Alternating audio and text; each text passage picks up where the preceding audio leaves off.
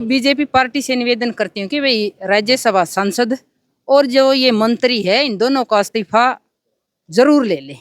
भिवानी में एक बार फिर से कांग्रेस की नेत्री और भिवानी जिला परिषद की चेयरपर्सन ने बीजेपी को बड़ा तमाचा मारने का काम किया है। क्यों कह रहे हैं? क्योंकि अविश्वास प्रस्ताव पत्र है वो दाखिल किया गया था अनीता मलिक के विरोध में। जिला परिषद की चेयरपर्सन है, बातचीत करेंगे कि क्या कुछ आज अंदर रहा है। अनीता जी, अविश्वास प्रस्ताव पत्र आपके खिलाफ दाखिल किया गया था, आज वोटिंग हुई है और फिर से आपको ही चुनने का काम किया है। तो टोटल कितने यहाँ पर आपके सपोर्टर थे और कितने विपक्ष पार्टी के यहाँ पर सपोर्टर पहुँचे थे, पार्षद पहुँचे थे जिन्होंने मत का प्रयोग किया आज? देखो, जीत मायने रखती है, कितने सपोर्टर हैं और कितने ना हैं वो कोई मायने नहीं रखता, जीत मायने रखा है। और पूरे जिले में पहले भी हमने अच्छे से पूरे समान रूप से काम करवाए हैं और यही सोच है कि भाई आगे भी हम पूरे समान रूप से पूरे जिले में काम करवाएंगे।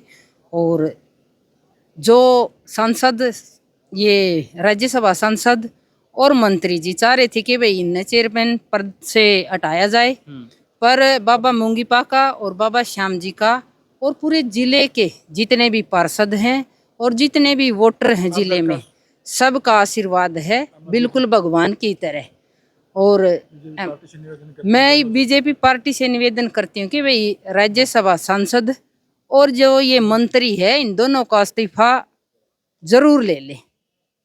इस्तीफा लेने की क्या जरूरत पड़ गई? क्योंकि देखो, जो भी ये जितने भी षड्यंत्र कर सके थे इन्हें वो पूरे करे हैं, पर भगवान का, पार्षदों का, जिले के जितने भी वोटर हैं सबका आशीर्वाद साथ है। पर वो सबको पता है, मन बताने की जरूरत नहीं है, जितने की इन्हें जो कुछ कराया है।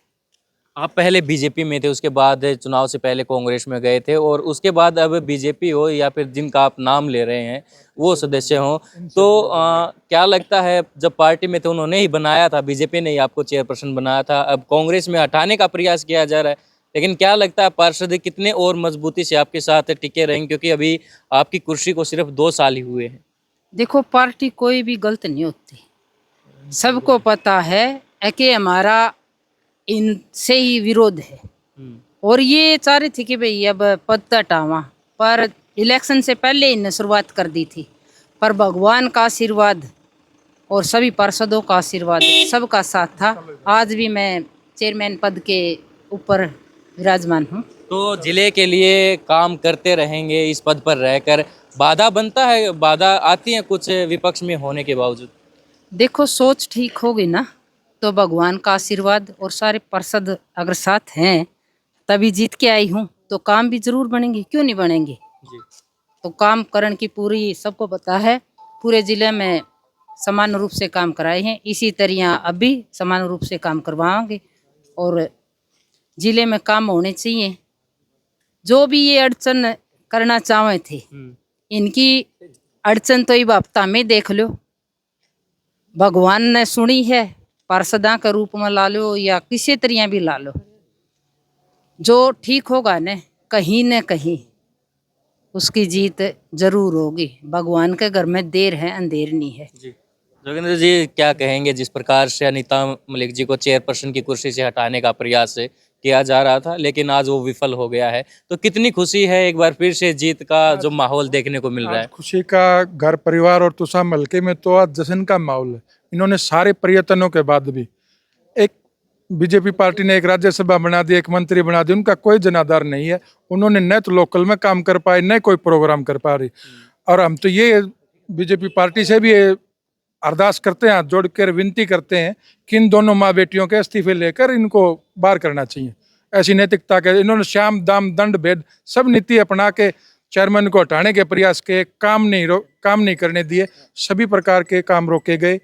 लेकिन भगवान का, श्याम बाबा का विशेषकर आशीर्वाद रहा है, कांग्रेस पार्टी का चौधरी भूपेंद्र सिंह हुड्डा का, दीपेंद्र जी का, दान सिंह का, जयप्रकाश जी का विशेष स्नेह रहा है। इसके लिए मैं उनको भी धन्यवाद करता हूँ और सारी भिवानी जिले की जनता और तोशाम हल्का वासियों का विशेष स्नेह रहा।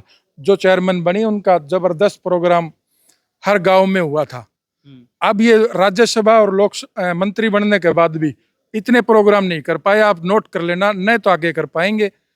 जितने चेयरमैन के, आप पीछे के फेसबुक और न्यूज चैनल उठा के देख लेना, जितने चेयरमैन मैडम ये अपना जनाधार खो चुके हैं।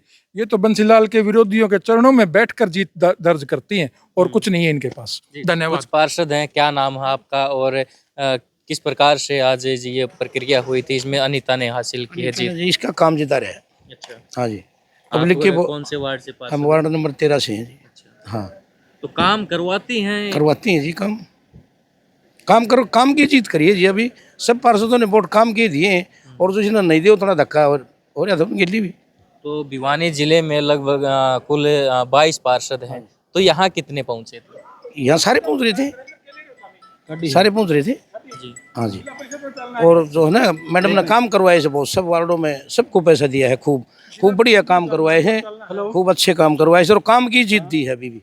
जी, और पार्टी का तो देखो, चाहे कांग्रेस हो चाहे बीजेपी, काम तो पार्टी सब काम देते हैं, फिर ये काम करवाती है। जी। वो बीजेपी इस मामले को लेकर औपचारिक तरीके से भिवानी डीसी ने बताया है, जो कहा उन्होंने कि किस प्रकार से कितने पार्षद पहुंचे थे, कितने वोटिंग हुई है, वो भी आपको सुनवाते हैं। आप देख रहे हैं नाम अमन कुमार। जिला परिषद के प्रधान के विरुद्ध जो अविश्वास प्रस्ताव प्राप्त हुआ था, उस पर विचार करने के लिए आज 7 जनवरी का 12:30 बजे का टाइम रखा गया था। निर्धारित समय पे 16 पार्षद उपस्थित हुए और जो कि जिससे कोरम पूरा हो जाता है। उसके बाद सभी पार्षदों को विस्तार से जो मतदान की प्रक्रिया है उसके बारे में बताया गया है। मतदान है वो गुप्त मतदान हुआ था, सीक्रेट वोटिंग हुई थी और उसके बाद जो 16 उपस्थित पार्षद थे उन्होंने अपने मताधिकार का प्रयोग किया और उसके बाद बैलेट बॉक्स को खोलने के बाद जो 16 मत पड़े थे उनकी गिनती की गई। उनमें से जो 13 मत हैं वो अविश्वास प्रस्ताव के पक्ष में पड़े और 3 मत हैं वो अविश्वास प्रस्ताव के विरोध में पड़े। और प्रस्ताव को पारित होने के लिए जो टोटल निर्वाचित सदस्य हैं 22, उनका 2/3 आवश्यक है, जो कि 15 बनता था।